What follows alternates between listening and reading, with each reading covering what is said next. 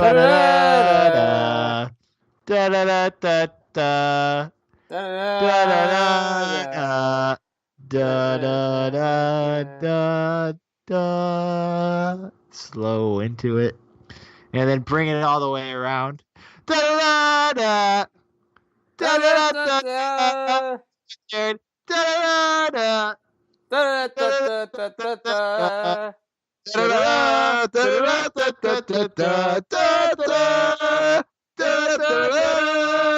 It's the final countdown. That's right. It's the final show of Call to the Bullpen football version, right? I mean, we might do it after the Super Bowl version, but it's the final countdown until the Super Bowl, Super Bowl 53. Ladies and gentlemen, boys and girls, children of all ages, welcome back to yet another edition of Call to the Bullpen podcast. And just like Chase said, this is the last episode before the Super Bowl. Wow. Blech. We made it. Blech. We made it, though. We made it. Wow. We actually made it. You know what? I didn't think about that before. Good job, everybody. We made it. A full football season. Well, I almost tried a couple times. Yeah, no. More like we wanted to kill each other. Yeah, that's fair. That's right. We did make it, folks, because we are Called to the Bullpen. Not the sports podcast you want, but the sports podcast you deserve. And the #1 sports podcast on Mars. And definitely Uranus. You know what I found out the other day? According to NASA, Uranus actually smells like farts. How fantastic is that? How? The chemical composition of their atmosphere, apparently whatever is in the air makes it smell like farts. So you know what we should do? We should just send all the assholes to Uranus. Get it? And then they'd smell like farts. All the assholes to Uranus. I want that done, Trump. Huzzah! Build a space wall. Oh, let's not get into that. Yeah, we don't do politics here. We only make fun of people involved in politics. Oh, God. You know what we should make fun of? The Rams and the Saints. That's what we should make fun of. Oh, my God. How brutal was this? All right, and I'm gonna prefix this by saying I am not a fan of any of the 4 football teams. In fact, the only team that I don't mind is probably the Saints. I could give 2 shits about the Rams. The Chiefs are my mortal enemy because I'm a Broncos fan. That's fair. And everybody hates the Patriots. That's also fair. So watching these games was tough enough for me, but then to see how they finished was just blown call after blown call, and it's just like, yeah, I get it. You want them to play it out, but at some point in time, you got to blow the whistle, throw the flag, and this was especially considering what we saw in the late game with throwing flags for really no reason. It was the opposite. So oh yeah, these games were exact opposite. One team was like, or one ref crew was like, let's try to let them play it out, and the other one was like, they can't play football.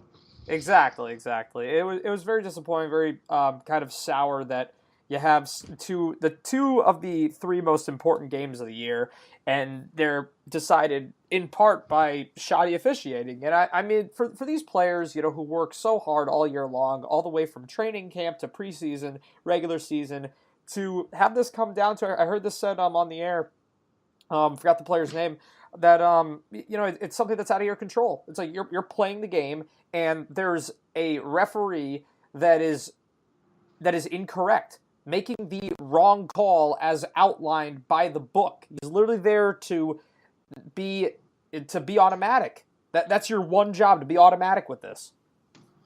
Yeah, no, it was pretty bad. The fact that the referees, regardless of outcome, the fact that the referees actually played into the final outcome of the games is just horrible. That's the worst. That's the worst thing that could happen. Is literally that a game is won or lost because of refereeing. That's like the worst thing that the NFL could happen to the NFL. Correct. So now what do? You got to start implementing reviews on penalties. You got to start implementing challenges on penalties. I like that you said that. I don't know if we want to get into this now or if we want to wait until we get to the actual moments that we're talking about. But I was listening to a couple other podcasts just because I like hearing everybody's point of view, and I heard that they might propose an under 2 minutes, you can challenge a booth review kind of thing, booth review penalties type of deal. And I feel like under 2 minutes is too restricting though. I feel like it should really be, do you get maybe you get a separate block of challenges just for penalties, or does it come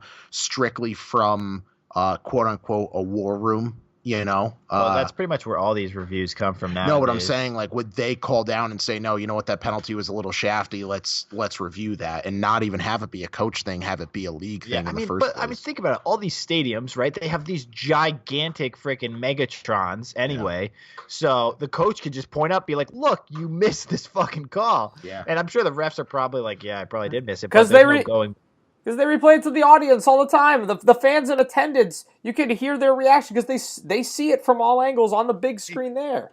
Exactly. So why can't we just take that and be like, okay, let's review the call? I mean, I understand it'll probably make the game longer, and like football's always had human error in it. Like, I don't know. It's kind of human error is one thing. Missing like a random holding call in a Jets-Bills game doesn't matter, but missing a pass interference on the 5-yard line of a divisional championship game, conference championship. I'm sorry, conference championship. God, I mean, what if that was the end of the Super Bowl? What if at the end of the Super Bowl this week, Aqib Talib lays out Julian Edelman, next week, lays out Julian Edelman in the middle of the field with a minute left in the Patriots are down 7 and they don't call a penalty. I would be completely fine with it. Well, I understand that you would be, but well, let's make sure that, I mean, we know that's never going to happen. Of course, because it's the Patriots. But if the other way around, but my point is, if Stephon Gilmore laid out, Brandon Cooks, yeah, and you're talking about changing the outcome of the Super Bowl. I mean, I don't know. Something's got to be done. And I don't know if it's just reviewing every penalty at this point or what. I agree. Something does have to be done. I'll be upset if they go, because they do the rules, meetings and all that stuff with the owners. I'll be upset if they don't make any change. I don't know what the change will be, but I just hope that there is something. I have a proposal. I think here's a good place to start. Any penalty that is spot of the foul, so greater than 15 yards, something like that, that needs to be reviewed, because that could literally mean half the field sometimes. You got to be absolutely sure if you're going to give somebody 50 fucking yards. But also, what about non-calls? Because now you got to talk about no call penalties on obvious stuff. You do it with you're saying is just on spot of the foul, pass interferences or things like that. But what about no calls? Well, how about you just in this situation of the non-call pass interference that wouldn't have mattered? I think Jared's on the right point. It's just like 15-yard penalties. For example, the roughing the passer on Brady, where the dude literally hit him in the shoulder. Yeah. Like, that's an absolute, like, all you have to do is look once at the video evidence and you could see that you made the wrong call. Like, that's the sort of stuff that they need to do. So I agree, like pass interference, defensive pass interference, any sort of unsportsmanlike conduct, which roughing the passer would be, like face masks, all that type of shit should be reviewed, because that's 15 yards, and like that literally changes drives, right? Yeah, there. And even on non-calls, if they can see in a jumbotron review, but that's what I'm saying. So now, what if they look up and they're like, no, you know what, we're not going to review that because we don't think it's obvious. Well, you can do the coach should have to then challenge it. Yeah, make it part of the coach's challenge. I guess. Yeah, but then you're the issue with making it part of the coach's challenge is now that you're limiting challenges to plays, and you're giving them you're broadening the chance of a coach to lose timeouts for their team on a penalty call. Well, now it's really got to be a separate challenge bracket. It's got to be, you get 2 separate challenges of penalty calls throughout the game. Well, I would should it just be I don't know. That's the issue. You could lump them together, or you could do it separately. But either way, I mean, you got to think of it the same. You got to think of it the same way you would a play where something that's ruled an incomplete pass. Think of that as a no penalty. So it's like you're trying to argue that there was a penalty, just like you would argue that there was a catch. But my point is now, do you bump up timeouts by another timeout? We could increase coaches' challenges to 3. I mean, why did we even do 2 anyway?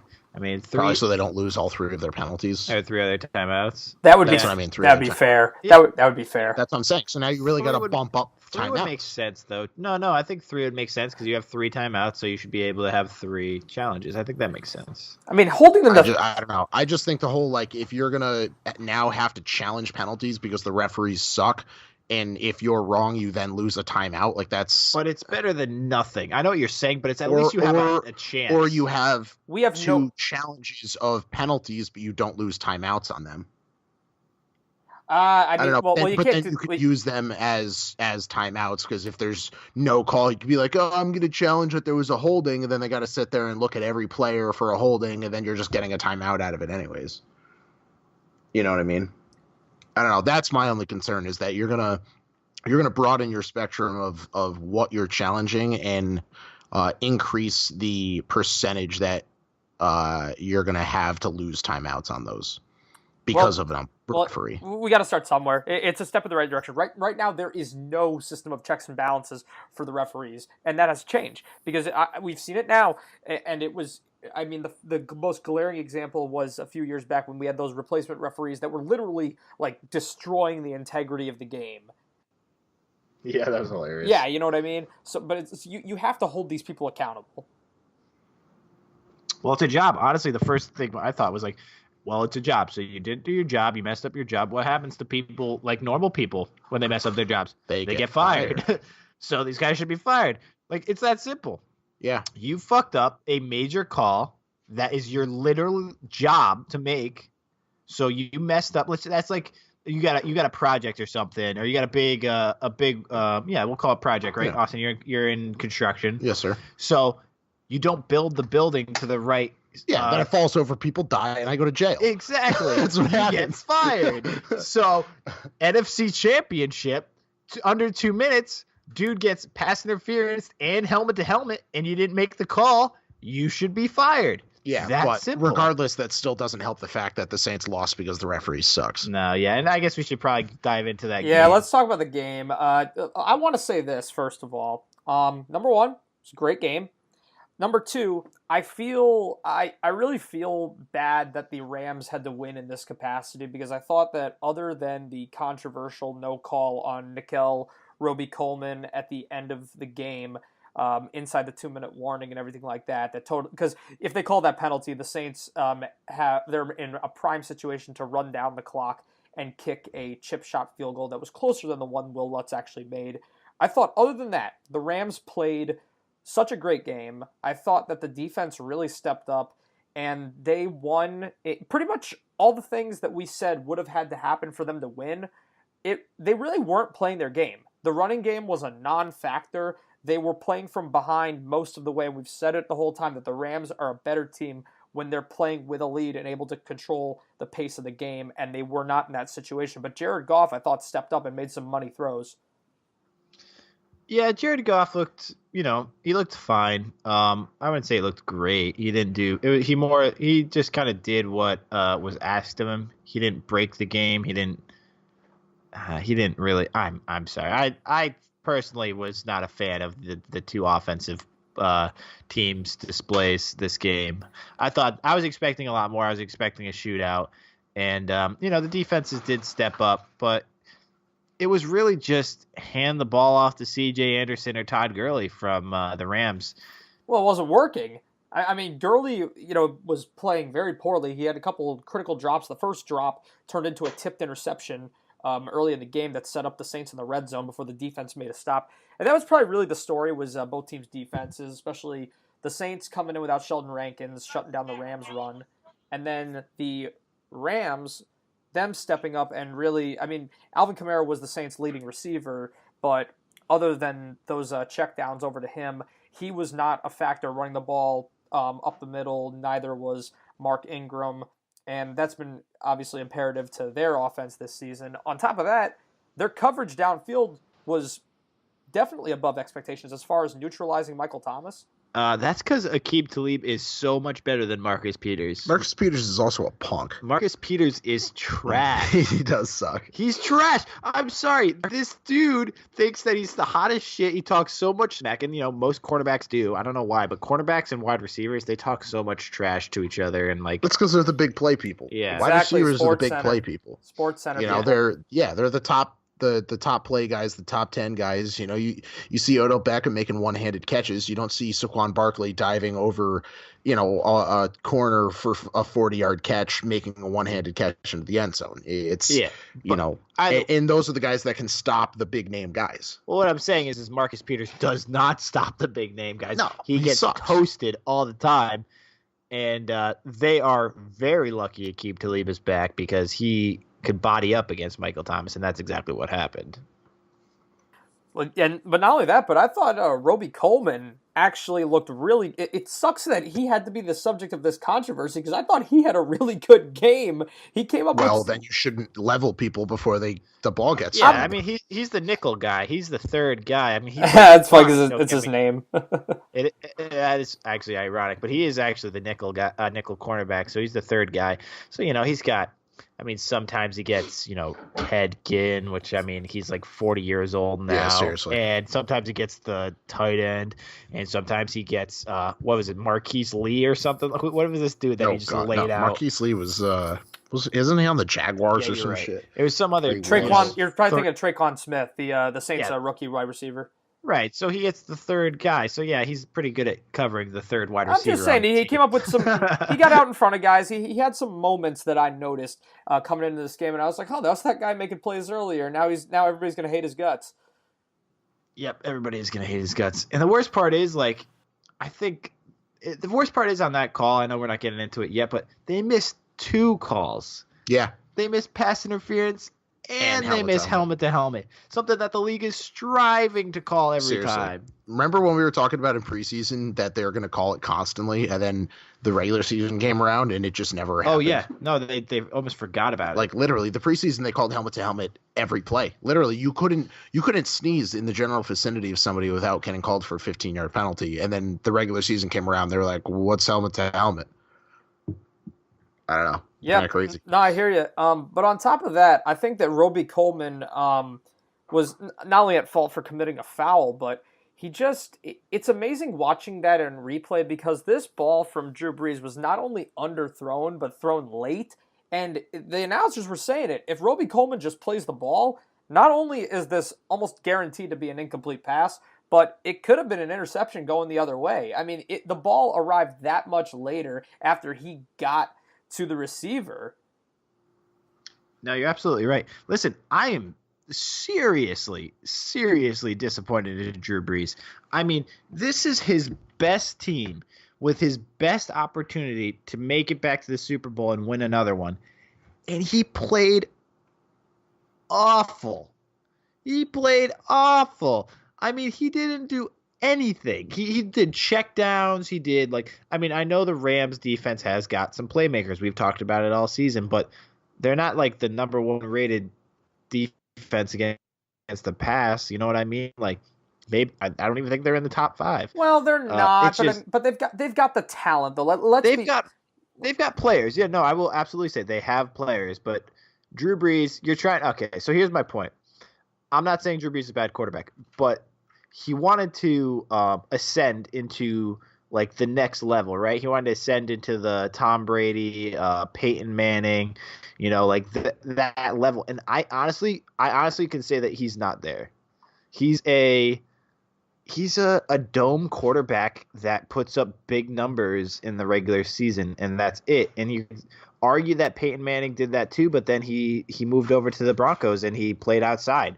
And he won another Super Bowl. And Drew Brees, to me, is just not gotten to that, he's elite, but I don't think he's as good as people make him out to be anymore. Well, in all honesty, the Saints were rocking and rolling through mid-November, but it started with that Cowboys game. I don't know what it did to their confidence, but their offense hasn't been completely ineffective since then, but they hit a stretch. I'm just going to read it off right now. 1, 2, 3, 4, 5 consecutive games, and 8 of 9 games with them scoring 30 or more points during the regular season from September through November. And since that point, it's just been 10 points, 28 points, 12 points, 31 against Pittsburgh, okay, 20 against Philly, barely, then 23 here. They regressed. I think that they blew their load earlier in the season, and they just kind of ran out of steam a little bit. I'm glad you brought up that Philly game. I am honestly, and I'm almost certain that if Alshon Jeffrey catches that ball, they go down and they score a touchdown, and they beat the Saints, and then they beat the Rams, and they're in the Super Bowl. I'm almost positive that the Eagles had a chance because I almost should have saw the Saints losing this game after how close the Eagles played them. You know what I mean? Yeah. It's like, oh, you make a good point. I mean, literally, you're right, because if Alshon Jeffrey caught that ball, that game is probably over. Yeah, it's just I think we overrated the Saints. No, I don't think we did. I don't think we did, because here's the thing. Although the Saints did, I know we just ragged on their offense a little bit, and they did only put up 20 against Philly, all this and that, and they weren't playing their game against the Rams. Here's the thing. Drew Brees still lit it up with Michael Thomas against the Eagles. I mean, the two of them, that connection was exactly as advertised only a week ago. And in this game, the Rams, they were prepared. Let's give credit to Sean McVay for knowing what they were going to do going in. Because honestly, the Saints, they were lighting it up this year, but their offense has revolved around two people, Alvin Kamara and Michael Thomas. And what the Rams did was they turned that into Alvin Kamara checkdowns and nothing more. Yeah, I mean, maybe we could go to coaching, because Sean McVay, people are saying that he's going to be the next face of the NFL. And we'll certainly see with this Super Bowl matchup. But I don't know. It's just it doesn't feel right. It feels like either the Saints weren't as good as advertised, or they just, I mean, it's just not clutch. I mean, it's just like, this is literally the perfect, like, everything is set up perfectly for you to succeed. And, you get two red zone opportunities early in this game that you can't even convert on. So you're only up 13 when really you should have been up like 21. Rams stepped up. They just... Yeah, absolutely. Yeah. Rams stepped up. We got to give them credit. But at the same time, I'm almost giving the Saints I'm almost saying the Saints lost more than the Rams won, I guess is a good way of saying it. That's fair. I would agree that they had chances to put them away early, and you have to take those opportunities to bury teams, especially good teams. What the Rams did was impressive for sure, but yeah, I mean, for the NFL's most prolific offense this year, to not score a touchdown when you have short fields, yeah, that stuff's going to come back to haunt you for sure. So, I mean, I see both sides to it. There's always going to be the debate when there's an upset. Did Team X lose it, or did Team Y win it? I felt like this season. Before these teams played each other, because they finished with the same exact record, 13-3, and the Saints got the top seed because they beat them in the head-to-head the first time. Before that matchup, I think everybody kind of recognized the Rams as the better team. They were the undefeated, class of the NFL, all this and that. And then once they lost to the Saints, they upended them in the power rankings. And now that it's kind of come full circle with them beating the Saints, I think the Rams are right back there where they were the first couple months of the season, where people thought, man, they look like the best team in the league. I will disagree there, because I think that they're going to get smoked by the Patriots, but we'll get into that later. Whew. Interessante. Smoked. You heard it here first. Smoked by the Patriots. I don't want it to happen. No. Trust me, I don't. But it's going to happen. Oh, God. I don't want to see the Patriots win. 6 rings, baby. You're gross. John Cena still has 11 more championships than Tom Brady does. Sorry, back to the day. Just saw that. Don't let the Rams upset Tom Brady sucks. Don't let the Rams. Tom Brady sucks. Never mind. What do you have to say? What can you possibly say about this, Jared? I was going to say, don't let the Rams upset of the Saints distract you from the fact that Roman Reigns and Brock Lesnar are the only people to beat The Undertaker at WrestleMania. Oh, God. Tom Brady sucks. All right, so we talked a lot about how the Saints lost this game, but let's talk about how the Rams won it. Because McVay's a fucking genius. Did Donald, he had a couple sacks, right? Maybe? Yeah. I don't even remember. This stuff, jamming up the run. Yeah, that's true. There's a lot of run stuff in defense. C.J. Anderson and Todd Gurley, it's different. C.J. Anderson can take the load off of him. I don't think Todd Gurley has been healthy yet. Donald had 0 sacks. That's what I thought. Sue had a sack and a half. Fowler had a half a sack. Half sack. Oh, yeah, we're not even talking about that interception that Breeze threw in overtime. Let's be clear here. The game was tied going in overtime. Clean slate for both teams. And Mr. Drew Brees threw an interception. He got into trouble. Ball was... That's why Jared... you're literally telling me exactly why I said he's not on that next level now. Like, Fair enough. you don't do that. You feel that if you're I'm not talking elite. I'm not talking elite. I'm talking like superstar. I'm talking Peyton Manning, Tom Brady-esque, like Joe Montana. I'm talking superstar level, which people have been talking Breeze up to be that. You don't throw a pick in the NFC Championship in overtime at home. You don't fucking do it. Nope. No, you're absolutely Tom Brady right. didn't throw an overtime pick. They weren't at home, dum-dum. Oh, not at home. Fine. Sorry, that's He- my wife chiming in from the background. He Threw did- an overtime pick and then reversed it because the Chiefs player was in the neutral zone. Yes. Oh, that's fair, But but it That wasn't technically overtime. That it's was not a end of pick. that was a regulation. Can we talk about the fact that both of these games went into overtime and the overtime system's fucking broken? Oh yeah, absolutely. We can talk about I'm that. going to give my hot take on that real quick. So I think this is a good opportunity to segue into the AFC title game as well. I believe that it's great that they don't have the whole the first team can win the coin toss and just march down the field, kick a field goal, and win.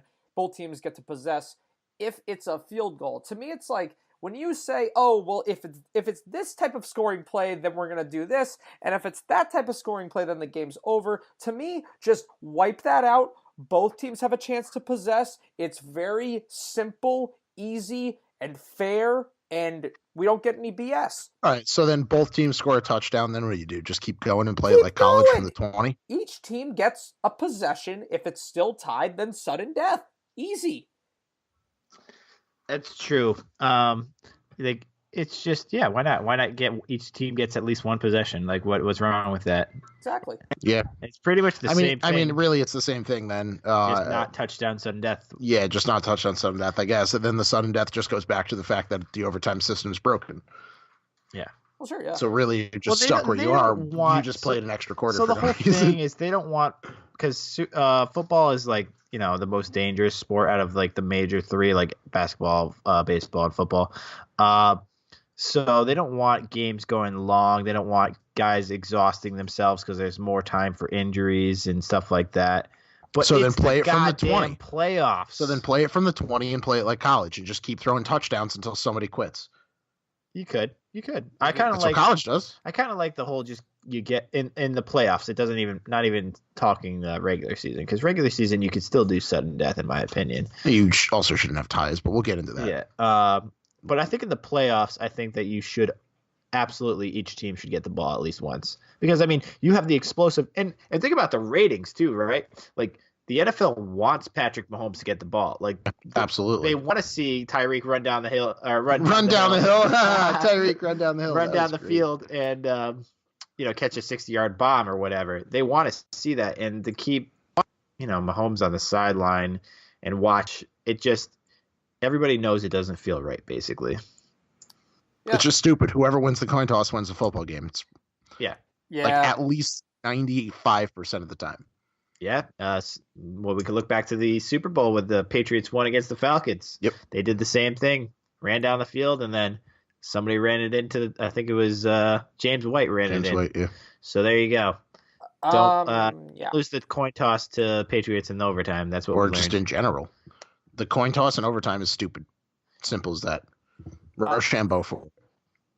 Oh, you want it? You could do. You could do. You could do a rugby like Yeah, like a skirmish. skirmish. Yeah, No, you Absolutely. could absolutely do that. That's a thing. Put the ball on the 50, start everybody on their 30, and then just run at the ball and No, tackle not each other. dodgeball. until You get start it. in like a circle, and Why? then whoever gets the No, football. just put it on the 50. Everybody runs at it. Skill the carrier. Whoever comes out of the bottom of the pile with the football runs to the end zone we wins. don't want injuries. Austin. Die! So the Patriots defeated the Chiefs 37-31 in overtime. This game was a defensive struggle most of the way through. The Chiefs actually got shut out in the first half for the first time ever at home in the Andy Reid era. Which really, I mean, Patrick Mahomes, I thought, blew a lot of opportunities in this game. His final stat line wasn't atrocious or anything like that, but he only completed about half his passes because he was constantly overthrowing guys who were getting open downfield. I don't think the Patriots secondary did anything impressive whatsoever in this game as far as coverage goes.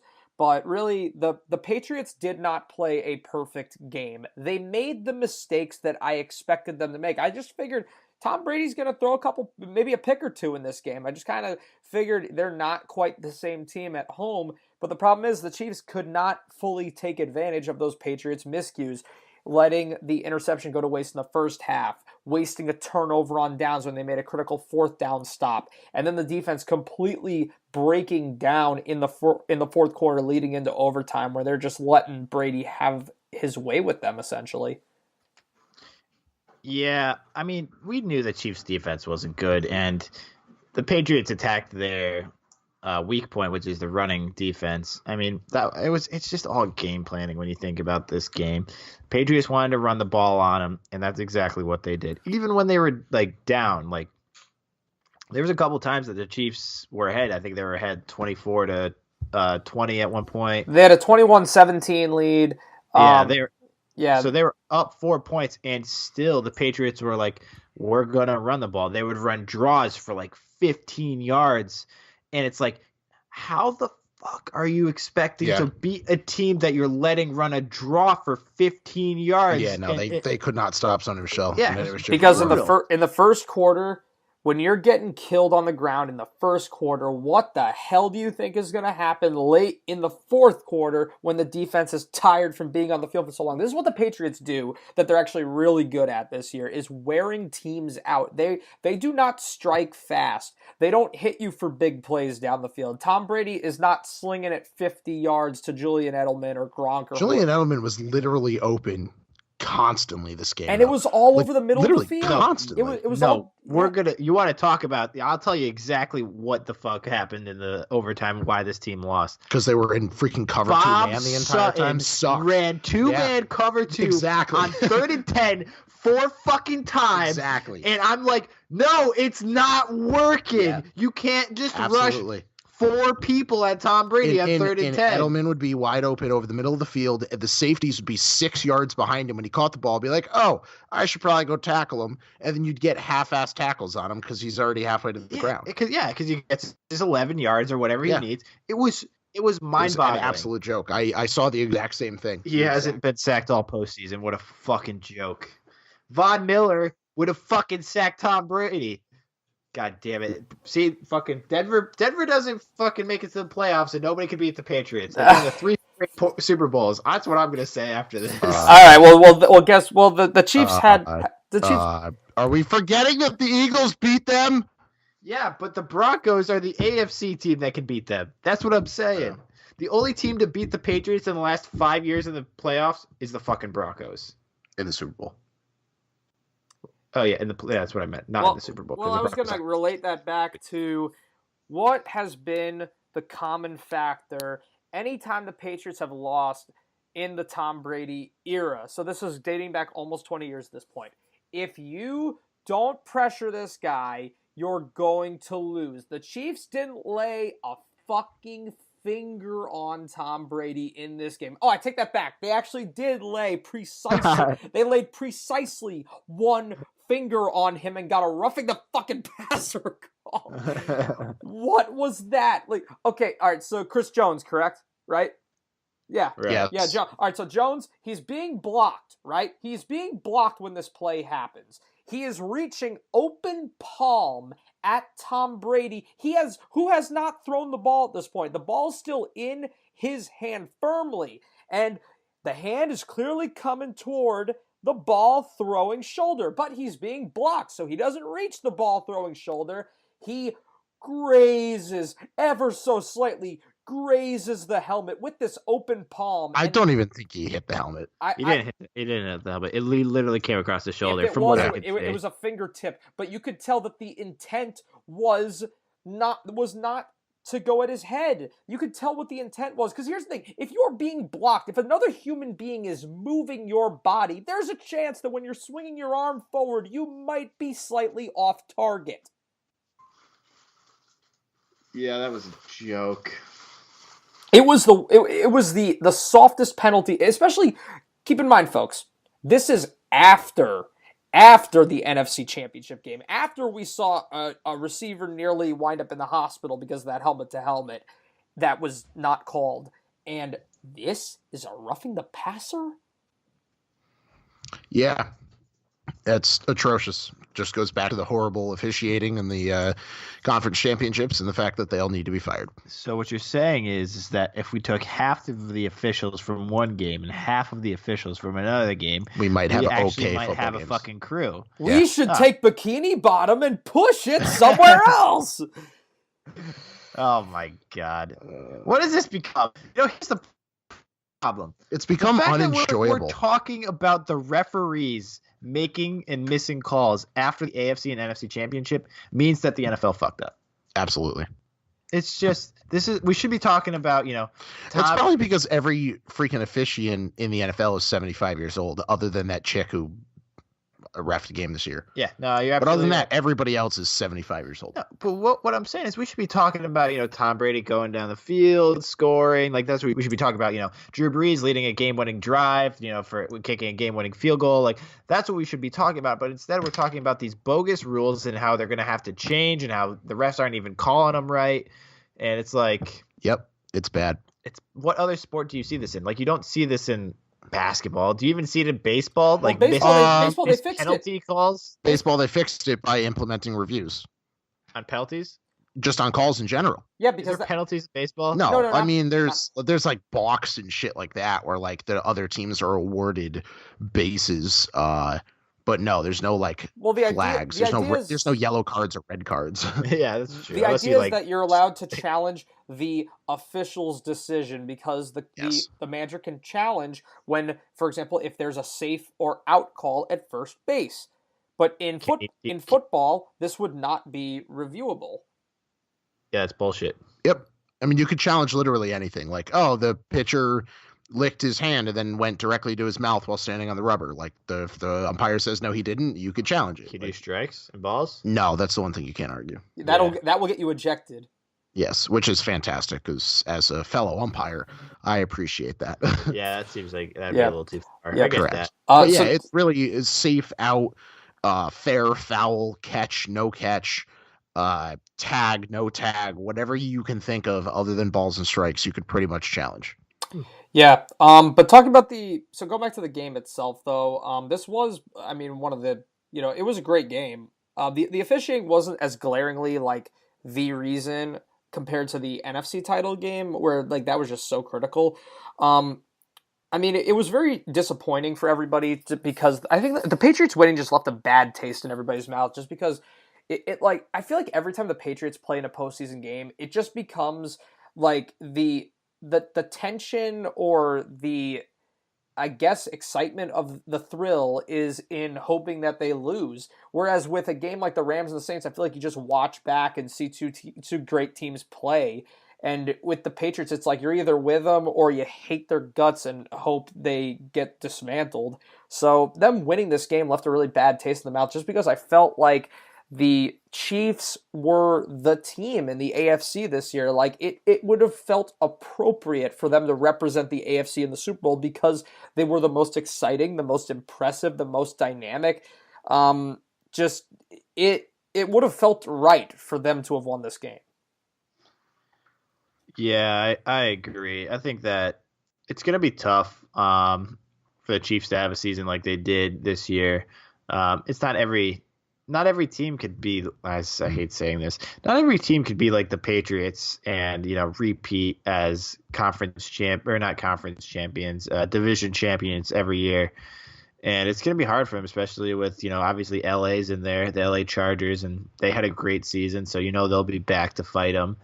And with an ever improving, Raiders and Raiders, they're never improving. No. Well, let's hope that my Broncos improve, but I don't think that they're going to be anything special next year. They're kind of down the road. But even so, like, the Chiefs aren't going to get a lot of opportunities like this, at least not easily. So it is disappointing to see, especially because as a fan of football, you want to see something different. And I actually Facebook posted this. I was just like, as a, casual viewer, are you even going to watch the Super Bowl? Like, unless you're a Patriots or a Rams fan, like, there is no reason to watch this Super Bowl. You could say, oh, we could watch the Patriots lose, but they already did that last year. So you already had that last year. So I'm going to say, there's probably a 90% chance that the Patriots win this game because Most likely. they're not losing back-to-back Super Bowls. Like, I'm sorry, that's not happening. I would love for it to happen, but I doubt it. Well, the last team that made 3 consecutive Super Bowls lost consecutive Super Bowls, so it's possible. Oh, that'd be the Buffalo Bills. Okay, well, yeah, but they didn't win any, so that doesn't count. Well, all right, fair enough. But I think that the Patriots are an interesting case this year because, I mean, this is going to be the 3rd straight playoff game where we're talking about, okay, they are the lesser talented team on paper. If we break them down by position, pretty much every single position other than quarterback, you give the edge to the Rams. You give coaching to the Patriots as well. And that's just, I mean, I don't know if it's preparation. I don't know if it's everybody else choking.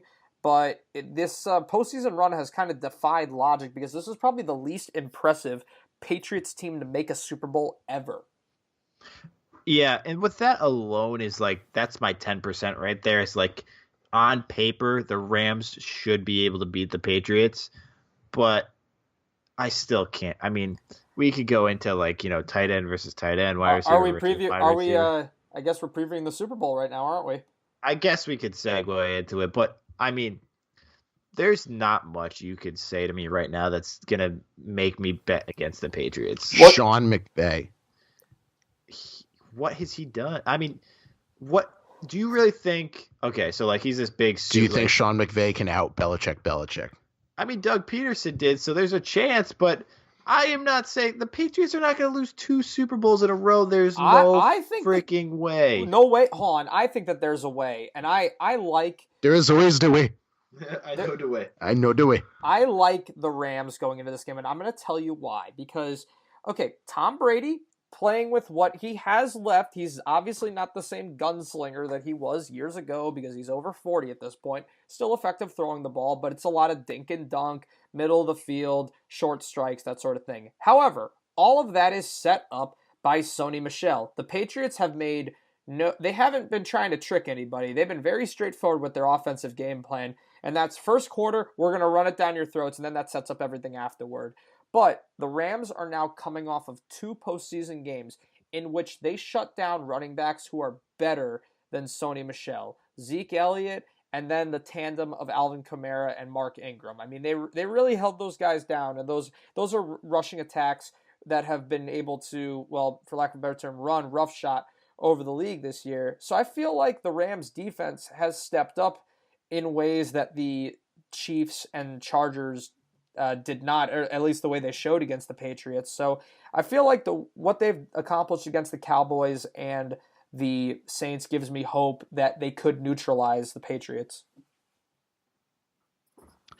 I think that if they play to a higher standard than they have been, I think they've played well, but I don't think they've played well enough to beat Tom Brady. I think Tom Brady could still figure out how and use his experience and knowledge to break down their defense like he did.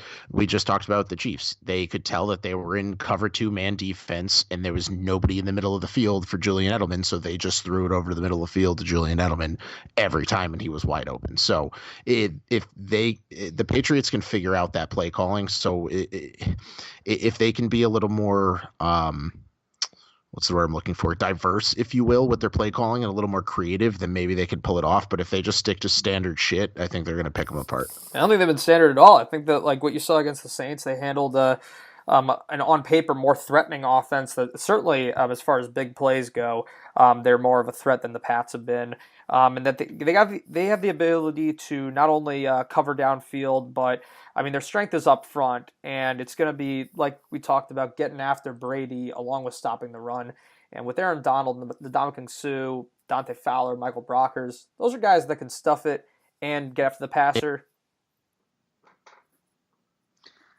Michael Brockers? You really going to say Michael Brockers? He is among the first rounders on that line. They've got talent up there. That's what I think of when I think of Michael Brockers. I don't even know who the hell Michael Brockers exactly. is. That's what I'm saying. I can't believe Jerry just said Michael Brockers. I'm lumping everybody together. It's a group of big, strong guys. Yeah, sure, whatever. Okay. Aaron Donald is the only I'll say Dominic Sue will be able to stop the run, but Aaron Donald is the only prayer that this Rams team has. Well, Aaron Donald and Aqib Talib. And you want to know why? Because Aqib Talib, if he's smart enough, will go on Julian Edelman the entire time. Because if Julian Edelman goes on Marcus Peters, they're fucking done. Marcus Peters can't cover anyone. I don't know if you've watched any of the tape from the last 5 years. He sucks. No, I agree. No, I agree. But I think the Rams. So Aqib, let me finish. Aqib Talib, Julian Edelman. And then you got to have 3 people on Gronk, and then you rush four pass rushers, and Aaron Donald better beat the goddamn tackles or guards, whoever he's going against, because that's the only way that you're going to beat the Patriots is if you pressure Tom Brady. So there's your recipe for success right there. It's very doable. I'm going to call Sean McVay right now. I should be a coach. I envision that happening. I mean, they put Aqib Talib on Michael Thomas to great success in the NFC title game, so I don't see why that wouldn't carry over here. Well, I don't think that Aqib Talib actually matches up well with Edelman just because of the size. Edelman kind of plays in the slot, so I feel like Aqib might actually go on Hogan, which I think is a stupid idea. Yeah. I mean, because Edelman's been the one guy to worry about, but I mean, I'm interested to see how the Patriots' offense would respond should Sony Michel be neutralized, just because they've relied on him to set up. Arrowhead, James White. You can even give it to Devlin at the goal line. I think that's how they would probably respond, Jared. He's been the primary back though, and he you can't deny that he has trampled teams in the postseason so far. I mean, he's been the table setter. They rushed it fucking 35 times a game. Yeah, mostly with him. And they have 2 tight end sets, and they bring in an extra offensive lineman, and they're like, stop us. So guess what, Rams? You're going to have to fucking stop them, or you're going to have to get up by 14 points, which the Chiefs could not do. It's easy. This is easy football. Very simple. If you let the Patriots control the clock and run the ball, you're going to fucking lose, okay? If you can't score on them for the entire first half, you're going to fucking lose. Play football. Be better. Be better. That's it. Yeah. No, I mean, no, it is that simple because we've seen it with the Pats. I mean, not to drive the point home, but they really haven't, it's nothing overly complicated to their strategy. It looks like, okay, all right, you know what they're trying to fucking do. Like, step up and make these stops here. Hopefully, the Rams are finally the team that prepares effectively for New England, because it would just be so... I mean, it would be the letdown of all letdowns to see the Patriots beat not 1, not 2, but 3 teams that on paper are so much more talented than them and have so much more exciting and dynamic playmakers to win a 6th goddamn championship. I mean, is this old yet or what? This is their 9th Super Bowl appearance. I'll tell you what, if they do win, though, you get to say one hoorah or whatever, and that's the Rams. I'm sorry, not the Rams. The Ravens might have actually been our only hope to beat the Patriots. Why do you think I picked them? Because I knew that they were the fucking kryptonite. Yeah, they had the mojo. They had the lineup for them. There are certain teams in the AFC that can't beat the Patriots. The Chargers have been one of those teams. Can't fucking do it. Steelers can't fucking do it. Chiefs are quickly developing that reputation as well. They actually, I mean, I don't mean to keep ragging on the Chiefs because they are very talented teams, but they haven't been able to beat the Patriots in the past either. No, and I mean, it's almost like you're starting over a little bit because it's a new offense with Patrick Mahomes, but I mean, it's a better offense. So the Chiefs, I think that they will be back just because, I mean, they've got such a future with Mahomes at quarterback. If he was able to do this in his rookie year, I mean, what's he going to do? I absolutely think they'll be back. I just think they need to up their defense or they're screwed again next year. You know who they're talking about hiring as their DC? Oh, Spagnuolo, right? Nope. Try again. I heard Steve Spagnuolo from Rex Ryan, baby. Rex Ryan, baby. Yep, it's almost confirmed that they're gonna get Rex Ryan. I don't know. I heard, like I said, I heard the rumor yesterday that they were talking about Spagnuolo. Well, if they get Rex Ryan, then that means they're going to the Super Bowl next year. At least if you ask him. Yeah, there you go. I don't know. I like Rex. I don't care who's the coordinator. They need players. They need players. They need Defense sucks. They need corners and they need They safeties. need linebackers too. And a God. linebacker. Oh, you mean a Justin lot? Houston. You mean Houston is old and shitty. Is he even a linebacker? I mean, like, yeah, he's a pass rusher. Yeah. I mean, like cover linebackers. I mean, like Derek Johnson in his prime. You know what I mean? Like, they need somebody that could. They were talking about bringing Derek Johnson back like 3/4 of the way through the season. Speaking of the Chiefs linebackers, we did not talk about D Ford blowing the game for the Chiefs by lining up in the fucking neutral zone when they would have secured the game-ending interception. To be fair, and I know that. I know that like it's shitty because it happened to be the same play that they picked the ball off, but like the ref threw the flag before the ball was picked off, so like it was the right call. You know what I mean? And like it was just unfortunate. Like it was just really. No, it's his fault for being an idiot. Yeah. It's just like, dude, stop. Man, that just hurts because it's not like it doesn't give you any like benefit in my mind. Like he's not like stopping the wide receiver from catching the ball, or he's not like hurting the quarterback. It's just a dumb move. But not to stay on that. You know what I also thought was a dumb move in that drive? No timeouts were called. Dude, I was saying this the entire time because we were watching the game with a couple of our friends, and I was yelling. Yeah, Jared, you were with me, weren't you? Yeah, you guys. Yeah, you were there. Together, I think. I and you could confirm it. I was literally yelling, "Why is he not calling any timeouts?" And then he finally the Chiefs finally waited another 37 seconds. We're like, well, maybe we should call a timeout now. It's like they didn't call a timeout that whole overtime drive. Maybe I'm talking about the end of the game. You might be talking about the end of the game. Either way, they had. I think it was the end of the game because they had 2 timeouts and same thing, clock management. But Andy Reid's known to have just shit clock management. Just horrible shit. Clock and at the end of the game, he waited for the clock to just tick and tick and tick and tick and tick, and he had 2 timeouts to use, and he never called any of them. So what I'm referring to is, and you're absolutely right with that too. What I'm referring to is when they were driving down the field, and they actually had him on they had him on second down at the 15-yard line or something like that. But you could tell that the defense is just gassed because they just keep running it at him, and I'm like, dude, call a timeout. You're only 15 yards away. They're gonna run the ball in. This is the end of the game. Call a timeout. Get your team rested. Try to hype them up or something like that. But no, you don't get. And it's weird with Andy Reid because he doesn't do that with his defense. He only does that with his offense. He's very offensive. He's an offensive guy. He doesn't understand defense, which is why their defense sucks. He's not a leader of men, is what I'm saying. So, if they get somebody like Rex Ryan who will hype him up in the locker room and stuff like that, the defense I'm talking about, it actually might be really good for the team because if I'm a defense, if I'm a cornerback and I see my head coach is literally only gives a shit about Patrick Mahomes and Tyreek Hill, what are you laughing at? What are you laughing at? What? You didn't have to stop. You're fucking laughing at me. I farted. Oh, you shat your pants? Jesus Christ. So, call the bullpen, everybody. Yeah, fucking expertise analysis right here. Dude pooping on his goddamn leather seat right now. You said he didn't give a shit. I farted. Oh, my Lord. Well, Austin just gave a shit. He gave you actually more than a shit. My point is, God damn it. My point is that if you have a leader, then your defense will be stronger no matter what. But if you have a coach that doesn't give a crap about your defense, he doesn't give a what? Crap. They still need players. No, I don't think so, man. Look at the Patriots. Who the hell do they have on that team?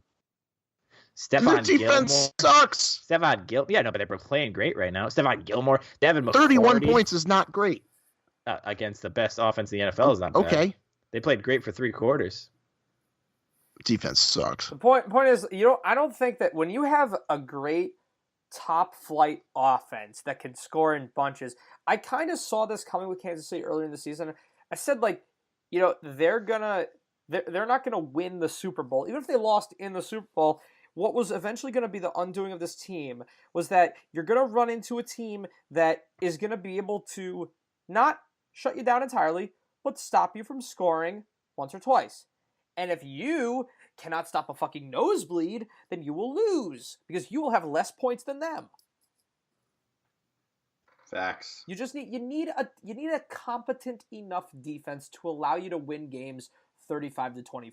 Shit like that. Stuff where you can stop a team a couple times. Get that critical stop to finish it off in the fourth quarter, which if they had one series where the defense stepped up like that, they would have won this game. Well, that's why they say defense wins championships, isn't it? It sure does. Truth. It sure does. So overall, all three of us, we all had the same picks for these games. We all thought we were getting Chiefs Saints. It feels like we're getting some kind of alternate dimension Super Bowl. Honestly, this just doesn't. I feel robbed of a good fucking game. That's what I feel like. I feel like I was robbed. It really feels like Chiefs Saints would have been an appropriate conclusion to the season, or even Chiefs. Chiefs Rams. Yeah, that's what I was gonna say. Even Chiefs Rams. I would have taken Saints Patriots just to see the two old guys go at each other for one time. But this matchup is just, ugh. I guess I could try to see some interest in Sean McVay getting his first Super Bowl. That might be cool. I'll probably be a bandwagon on the Rams. It's not even like I wouldn't hate the Patriots if they didn't do it all the time and they weren't so scandal filled all the time too. It's like, oh, there's Spygate and there's the deflated footballs and Tom Brady gets suspended and it's like all their championships have so much drama around it and it's like the Tuck rule. Like it's not okay. So like if we transfer this to the NBA or we transfer this to the MLB, like not everybody hates the Yankees, you know what I mean? Not everybody hates the Chicago Bulls when Michael Jordan was there. But for some reason, everybody hates the Patriots when Tom Brady's there. That's because something's not right. Like, it doesn't. Here's the reason it doesn't feel right, okay? Because if you look at a lot of other championship teams, they have certain qualities about them. And the Patriots do have, arguably maybe the best player, at least best quarterback, a lot of people would say, in NFL history, Tom Brady. Apart from him, they lack those iconic, players that jump out at you like this is the pinnacle of this sport, and that's why they're winning all these championships, because they have the most talent, and talent wins. That would make sense, right? If you look at a lot of other championship teams, they have that quality about them. And then you throw the scandals in on top of that. But going back to the talent thing, it's just they're this team that on paper shouldn't be overpowering everybody. But for some reason in the postseason, when they encounter all these teams that look like they should be able to beat them, this has been the case really throughout their entire history in the Brady era. For some reason, they come out cold. And it's like there's some witchcraft, they're frozen, they're petrified, and they can't play their game against the Patriots, and nobody can figure out why. I hate the Patriots. I hate Tom Brady. I hate Bill Belichick. And I really don't want to watch the Super Bowl. You know who is really good at beating the Patriots? The Giants. Truth. They sure are. And you know something? That's why I hate this team. I certainly hate this team, but not as much as everybody else, because I can never hate the Patriots as much as the Eagles or even the Cowboys, just because Patriots have not caused the Giants pain and suffering. Honestly, I could say the same about the Broncos too, because honestly, the Broncos have a winning record against the Patriots, one of the few teams that actually does. So I get it, but at the same time, enough is enough. Like NFL, I do something. You know what I mean? Like, be better. Like I don't know, practice better, plan better, game plan better. I don't know what it is. I don't know what they're doing that you're not doing, but you got to get to their level basically. And like, it's the salary cap era. Like, this isn't supposed to happen. You're not supposed to go to 9 out of 18 Super Bowls, because that's how long Brady's been in the on the Patriots. Yeah. 9 out of 18. One every 2 years. That's ridiculous. And some of it is the lack of quality competition in the AFC. I know, like last year, they beat the freaking Jaguars in the AFC title game. Year before that, the Steelers just didn't show up when they played them. But this year, it was they were facing a team that just felt like they were clearly superior to them and should have beaten them. That's why it just doesn't feel right, because they don't feel like the better team. Yeah, that's a good point. You're right. It feels like we're getting second versus second right now. Literally. It's a good point. Yeah, so going back to it, the three of us picked the Chiefs and Saints. We're wrong on both those games. I'm gathering here that Chase and Austin, you guys are both picking the Patriots to win the Super Bowl. Yep. Pats for life, baby. Someone's got to stand up to the evil empire. It's going to be... I just don't want the Patriots to win, but they will. They're gonna and I hate it. They're good. Here's my thing about this. I'm picking the Rams, and I'm going to be wrong. No. But I can't justify picking the Patriots. If you pick the Patriots, you'll start accepting it now, and it'll make it less painful when it happens. Absolutely not. Dude, the first step to recovery is admitting it, and I will not admit it. Think about it. Tom Brady's going to be lifting the Lombardi trophy. Robert Kraft's going to be hugging him. They're going to be crying like, oh my God, it's the first one we ever won. Yeah, okay, no, you've won 6 already. The only reason I want them to win is so Tom Brady and Gronkowski retire. Ooh. That's the only reason I want them to win. Because then Tom Brady will be gone forever. That's a good point. How much better would the NFL be without Tom Brady? A lot. So that's the only reason I want the Patriots to win, is so that for some ungodly reason, Tom Brady would be like, you know what? Yeah, I'm out. It's interesting. That's an interesting point.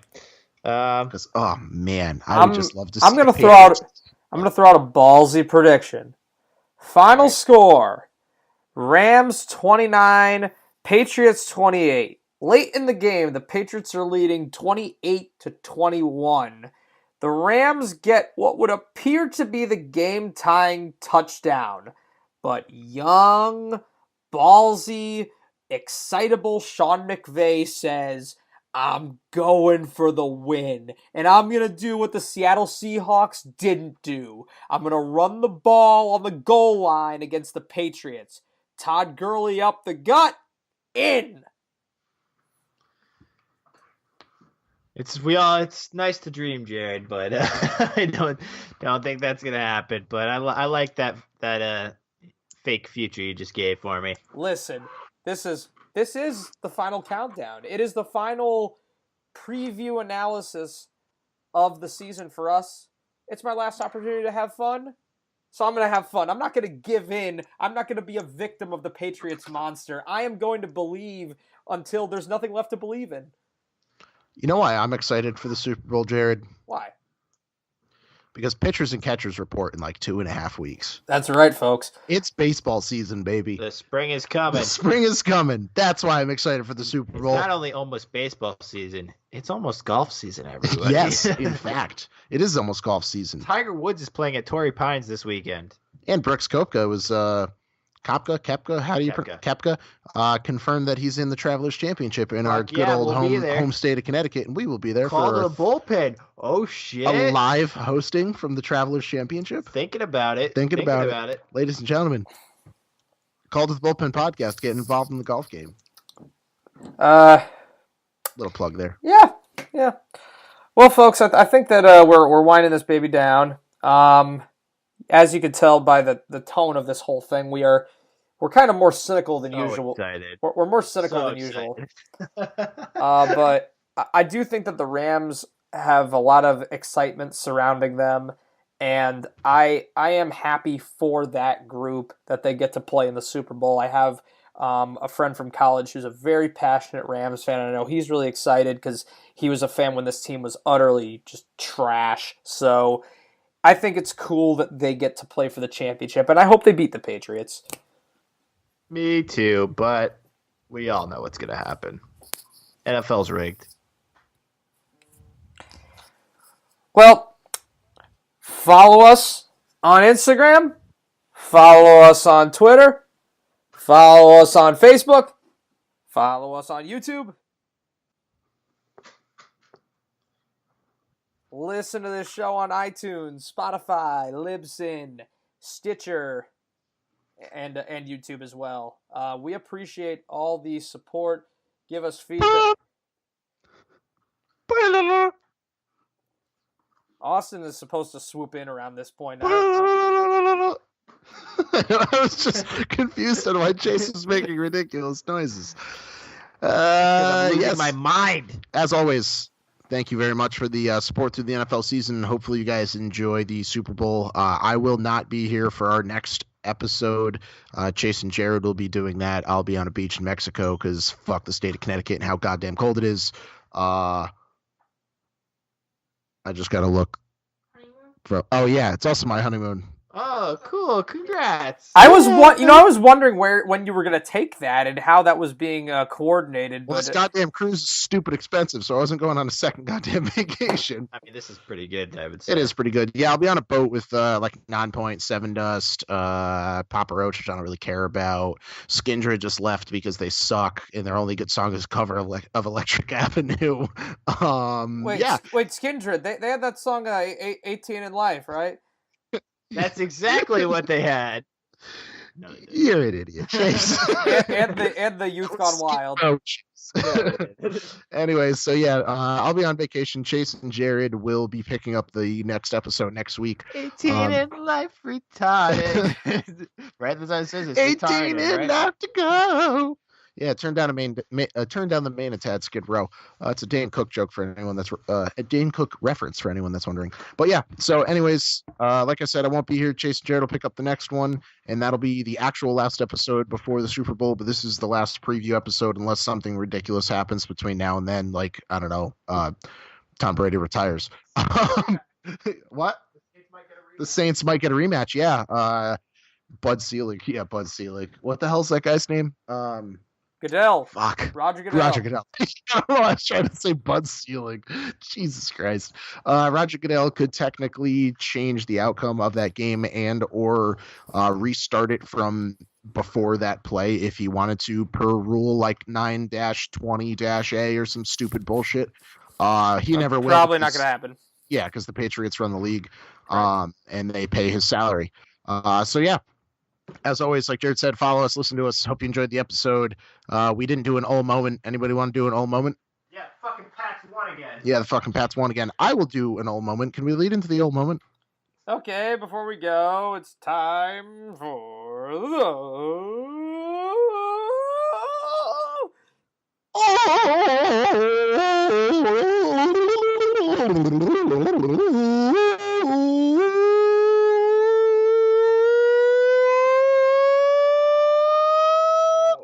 moment of the week.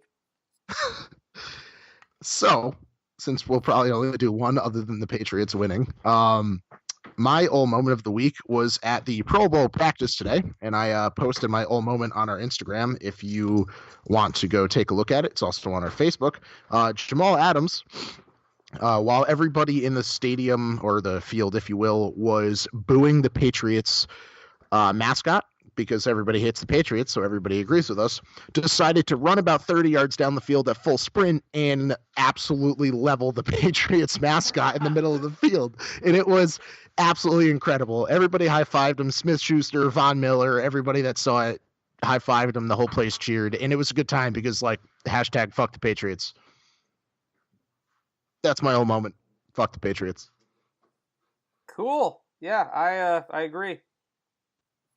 Word. All right, that's the episode. Oh! We're signing off.